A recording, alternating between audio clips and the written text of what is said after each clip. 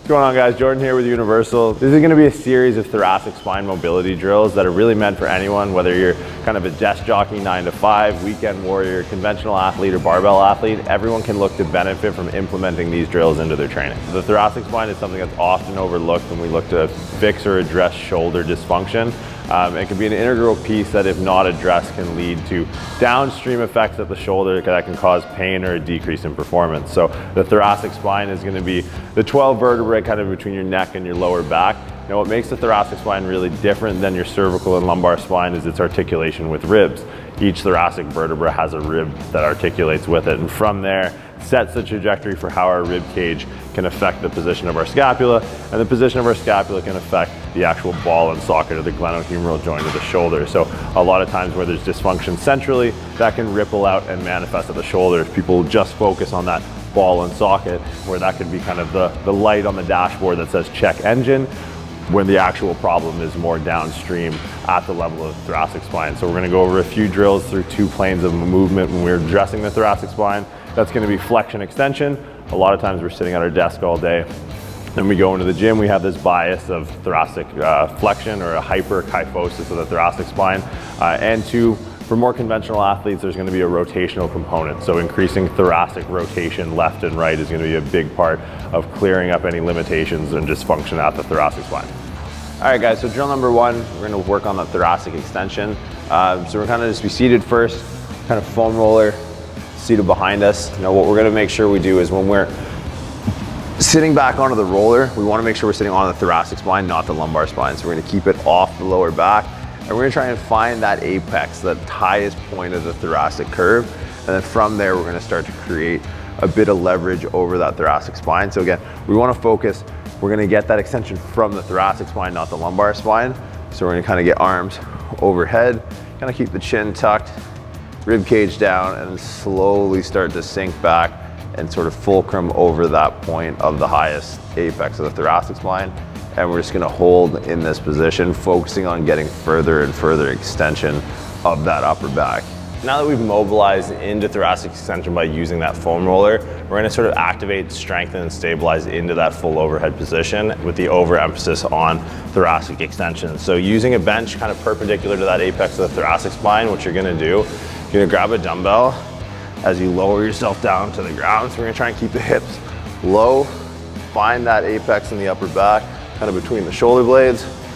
We're gonna load this dumbbell just kind of over our head, keeping the rib cage tucked. We're gonna allow that to pull our elbows down.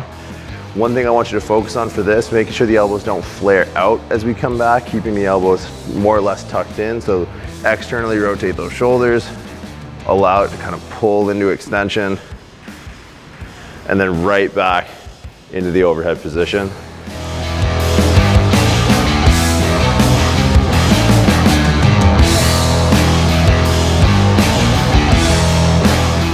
Okay, so now we're gonna be mobilizing into thoracic rotation. So we're gonna kind of assume a quadped position. So before we start, we're gonna place the roller just to the opposite side of the shoulder that we're gonna be rotating, or the thoracic spine that we're gonna be, or the side of the thoracic spine we're gonna be rotating through.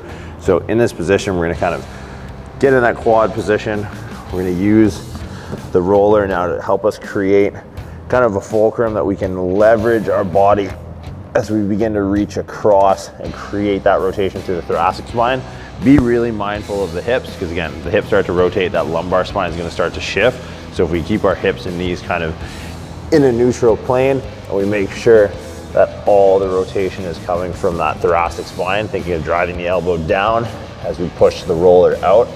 Now you can vary the planes in which we do this. So this is very like linear, this is pure rotation. I would suggest for more overhead athletes, we wanna make our way kind of into an upward trajectory where the scapula is having to protract and elevate a little bit more, and then the thoracic spine is going to have to rotate and accommodate to that new range of motion. So you can kind of play around with the degree in which we set the roller. It's going to dictate how and where we kind of get that thoracic rotation from. All right, guys, so we're gonna go through a kind of a band resisted thread the needle. So we've already kind of thread the needle using kind of the passive mobility of that foam roller, getting into that end range of thoracic rotation on either side. Now we're gonna look to solidify that with a little bit of resistance. So we're gonna kind of strengthen and stabilize into that newfound end range. So anchor a band to a rig or a bench. Now, Setup's gonna be a little bit tricky. We'll pull across, get it in the crease of the shoulder, the opposite arm. And from here, we're gonna kind of throw that overhead. Now in this position, get in that same quadruped position. Now we're gonna reach that shoulder through, reach as far as we can. Now we're gonna try and open up and get into thoracic extension assisted with that band, and then reach through again.